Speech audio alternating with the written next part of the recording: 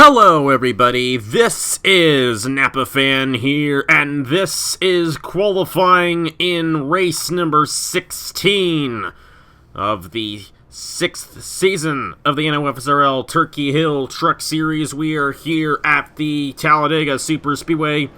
Going to set the starting lineup for the Cookout 250, going to be tomorrow at 5 p.m. Eastern Time over on Napa Fan, and it is possible, very possible, we could see a championship be clinched tomorrow here at the high banks of Talladega. Fisher G coming into this event with a 70-point lead ahead of Dan Park.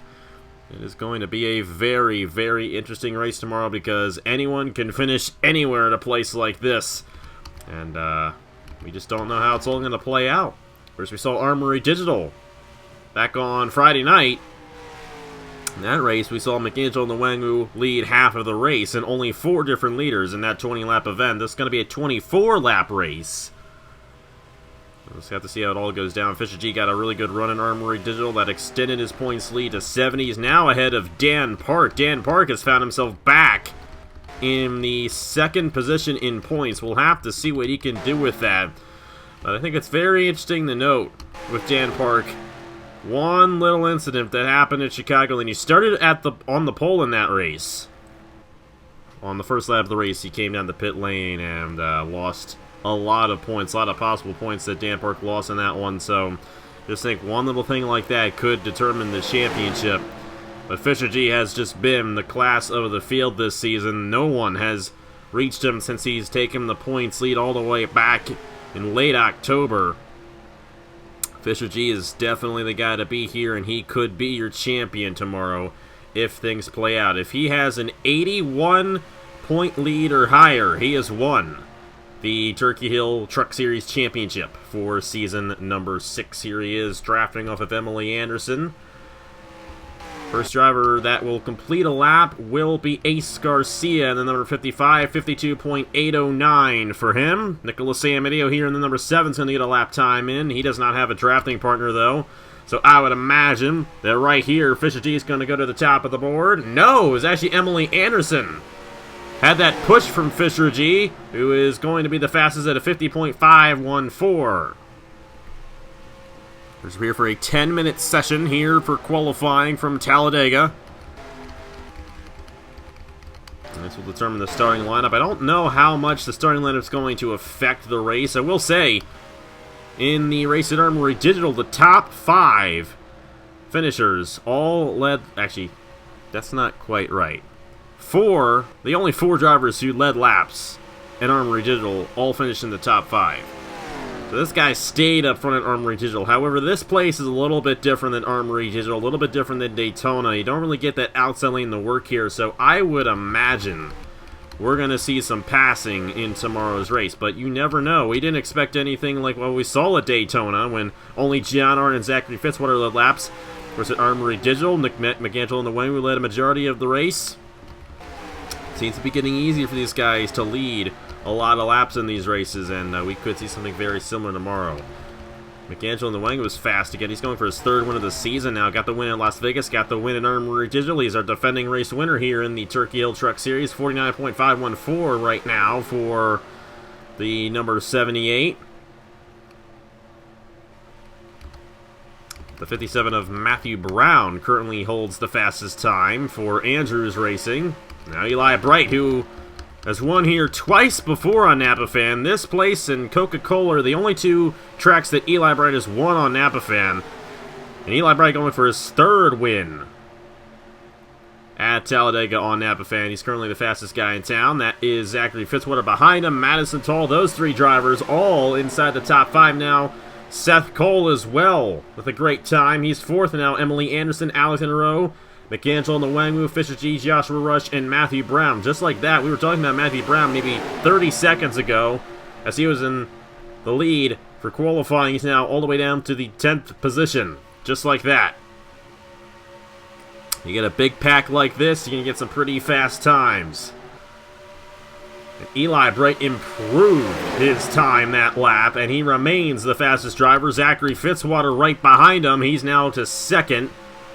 Madison Toll is third quickest in the 54 with Seth Cole and Fisher G now inside the top 5. Fisher G has done an excellent job in qualifying this season. I think that is part of the reason why he's had such a dominating season, but there's one statistic that Fisher G has yet to gain this season, and that is a race victory, and not often do we see a driver dominate like Fisher G and not even get a win during the season. That's what's happened so far with the number 43 team. They've yet to go to victory lane. We'll have to see how it all goes down for tomorrow's race. Will Fisher G get his first win of the season at Talladega? If he were to win the race, that would all but clinch his championship, I believe. There would still be a shot, and that would be dependent upon where guys like Dan Park and Edwin Mendez finish. Edwin Mendez only 72 behind. Then Skylar Perry 77 points behind. Cole Sampson 81 points behind. So you can infer how all that's going to go. But if anyone leaves this race 81 points behind or more, they're mathematically eliminated from the championship. And what would have to happen if you were 80 points behind? You'd have to win the final 2 races of the season, lead the most laps, and for Fisher G to finish last in both of those races. So the odds are, if it's an 80-point gap or anything close to that, odds are that it's going to be over. But there's a very good chance that these guys could close in a lot. Of course, we saw them in the Chick-fil-A Cup Series when we were here back in August, when Nathan Baird had that dominating points lead like Fisher G's going on with right now. Baird actually finished last in that race, wrecked out early on. Now, of course, not many guys capitalized on that and gained a lot of points, but Fisher G doing all he can here, hoping he doesn't get involved in the wreck. And if he stays clean tomorrow, I think he's going to probably pull away with this championship. But you never know what's going to happen at a place like Talladega. He definitely does not need to finish last, I can tell you that much. And there are a lot of guys who are pretty close to him right there. 4 guys in particular who really still have the best shots, really, at getting the Fisher G in this championship. There is Dan Park in the number 2 machine. Currently now in the 10th position, and it looks like he's going to start alongside Fisher G the way things are running right now. We've had some other guys move themselves inside the top 10 there. It's still Eli Bright and Zachary Fitzwater with Madison Toll. Now, and just now, Andrew Ross goes to 4th with Nicholas Samidio, John Arndt, Alexander Rowe, McAngelo in the Wangwu. 39 machine, Igor Barreto. I haven't talked about Barreto that much this season. And the 63 of Edwin Mendez is now ahead of Fisher G. And Fisher G has fallen all the way to 17th.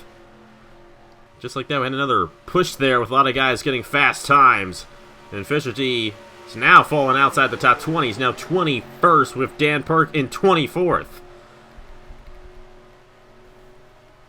Josh Williamson has gone all the way to 4th. Joe Rutkowski is in 5th now. Dale Lightning, Andrew Ross, Nicholas Samidio, John Arndt, and Ace Garcia round out the top 10. I tend to forget that Zachary Fitzwater actually won the opening race of the season. But he did. He won at not in Talladega. He won at Daytona back in September.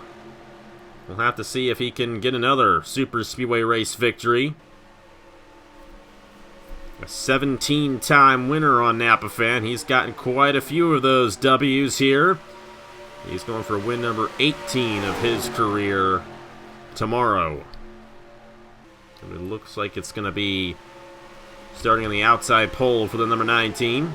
With Eli Bright, the fastest guy still. I don't think anyone's going to get to that time. And a great time out of the Zidell Motorsports machine of Eli Bright.